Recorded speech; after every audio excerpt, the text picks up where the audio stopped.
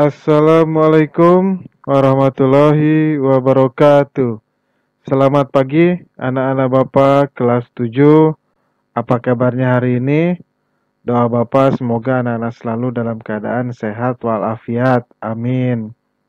Anak-anak Bapak kelas 7, sekarang kita masuk pada materi kita yang ketiga, yaitu mengenai dinamika penduduk Indonesia. Anak-anak Bapak, bagaimana dengan materi kita yang kedua?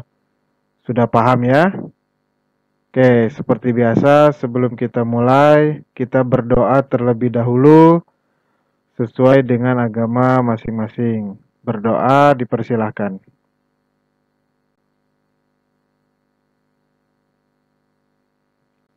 Berdoa selesai. Baik, kita mulai materi kita. Sebelumnya, kita harus mengetahui dulu tujuan pembelajaran dari materi yang ketiga kita. Tujuannya apa? Siswa dapat mengetahui mengenai yang pertama jumlah penduduk di Indonesia, yang kedua persebaran penduduk di Indonesia, yang ketiga komposisi penduduk di Indonesia, yang keempat pertumbuhan dan kualitas penduduk di Indonesia, yang kelima keragaman etnik dan budaya di Indonesia. Baik, sebelumnya anak-anak bisa lihat terlebih dahulu. Nah, ini pemukiman kota kondisinya, dan ini kondisi pemukiman desa. Bisa anak-anak bandingkan bagaimana di kota dan bagaimana di desa. Lanjut, dinamika penduduk Indonesia. Dinamika penduduk adalah perubahan jumlah penduduk pada suatu wilayah yang disebabkan oleh 3 faktor utama, yaitu kelahiran atau natalitas, kematian atau mortalitas, dan perpindahan atau migrasi. Jumlah penduduk Indonesia. Berdasarkan World Population Datasheet tahun 2015, jumlah penduduk Indonesia itu mencapai kurang lebih 256 juta jiwa. Nah, Indonesia itu berada pada peringkat keempat di dunia jumlah penduduk terbanyak. Yang pertama itu Cina, yang kedua India, dan yang ketiga Amerika Serikat. Dan kita yang keempat. Lanjut, 2. Persebaran penduduk Indonesia. Persebaran atau distribusi penduduk adalah bentuk penyebaran penduduk di suatu wilayah atau negara, apakah penduduk tersebut tersebar merata atau tidak.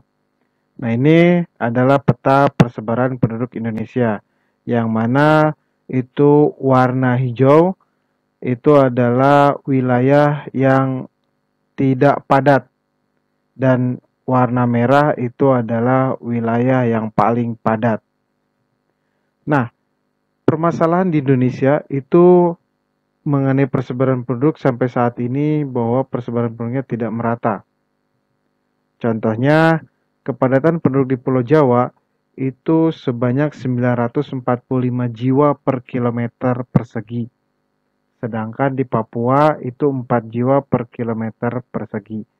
Artinya bahwa di Pulau Jawa itu wilayah 1 kilometer persegi dihuni oleh 945 jiwa.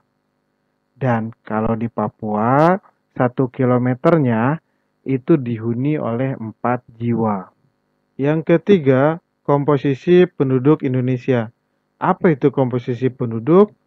Nah, komposisi penduduk adalah pengelompokan penduduk berdasarkan usia atau umur, jenis kelamin, mata pencaharian, agama, bahasa, pendidikan, tempat tinggal, jenis pekerjaan, dan lain-lain. Contoh misalnya, komposisi penduduk berdasarkan usia. Maksudnya adalah pengelompokan penduduk yang didasarkan usia. Kemudian ada komposisi penduduk berdasarkan jenis kelamin. Maksudnya adalah pengelompokan penduduk berdasarkan jenis kelaminnya, pria atau wanita. Nah, 2 komposisi penduduk ini bisa kita buatkan piramida penduduknya. Nah, seperti ini piramidanya. Yang pertama adalah ekspansif. Jadi ini disebut juga dengan piramida penduduk muda. Maksudnya adalah jumlah penduduk mudanya itu lebih banyak daripada penduduk tuanya. Yang kedua, stationary atau tetap. Nah, maksudnya adalah jumlah penduduk di suatu wilayah antara penduduk muda dan penduduk tuanya itu seimbang. Kemudian yang ketiga ada konstruktif atau piramida penduduk tua. Maksudnya adalah jumlah penduduk tuanya di suatu wilayah tersebut itu lebih banyak daripada penduduk mudanya. Kemudian yang keempat, pertumbuhan dan kualitas penduduk Indonesia. Apa itu pertumbuhan penduduk? Pertumbuhan penduduk adalah keseimbangan dinamis antara kekuatan yang menambah dan kekuatan yang mengurangi jumlah penduduk. Faktor yang mempengaruhinya apa saja? Yang pertama adalah kelahiran, kematian, dan migrasi. Ini pertumbuhan penduduk Indonesia tahun 2007 sampai 2016. Itu di Indonesia mengalami kenaikan.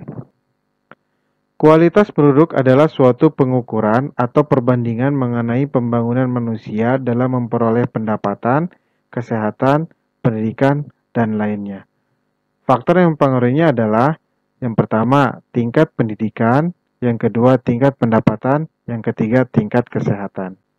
5. Keragaman etnik dan budaya di Indonesia. Menurut Kunchoro-Ningrat, suku bangsa atau etnik adalah sekelompok manusia yang mempunyai kesatuan budaya dan terikat oleh kesadaran budaya tersebut, sehingga menjadi suatu identitas.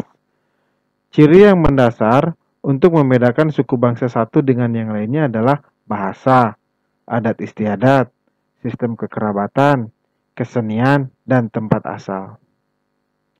Keragaman budaya di Indonesia itu apa saja? Yang pertama, terlihat rumah adat. Nah, rumah adat di Indonesia itu banyak, hampir setiap provinsi itu memiliki rumah adatnya sendiri-sendiri. Misalnya ini, rumah adat Gadang di Sumatera Barat. Kemudian ada rumah adat Joglo di Jawa Tengah. Kemudian ada juga rumah adat Honai di Papua. Oke, yang berikutnya keragaman budaya Indonesia adalah pakaian adat. Nah, sama dengan rumah adatnya, pakaian adat di Indonesia juga bermacam-macam. Hampir seluruh provinsi itu memiliki pakaian adat yang berbeda. Contohnya misalnya ini, pakaian adat Belanga itu dari Kepulauan Riau. Kemudian ada juga pakaian adat Kebaya, itu dari Provinsi Jawa Barat. Dan juga ada pakaian adat Sukurote, yaitu dari Provinsi Nusa Tenggara Timur. Kemudian ada juga tarian daerahnya. Hampir setiap provinsi juga itu memiliki tarian daerah yang berbeda-beda. Ya. Nah, contohnya yang pertama tari Saman, yaitu dari Nangro Aceh Darussalam. Kemudian ada juga tari topeng, yaitu dari DKI Jakarta. Juga ada tari pendet, yaitu dari Bali.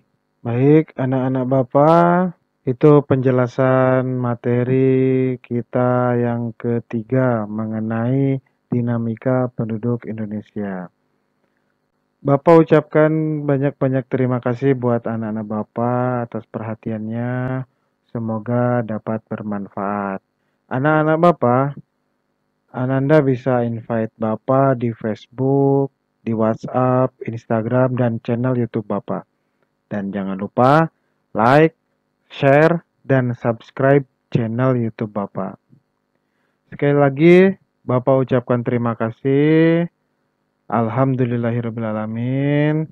Sampai jumpa di materi yang keempat mengenai kondisi alam Indonesia.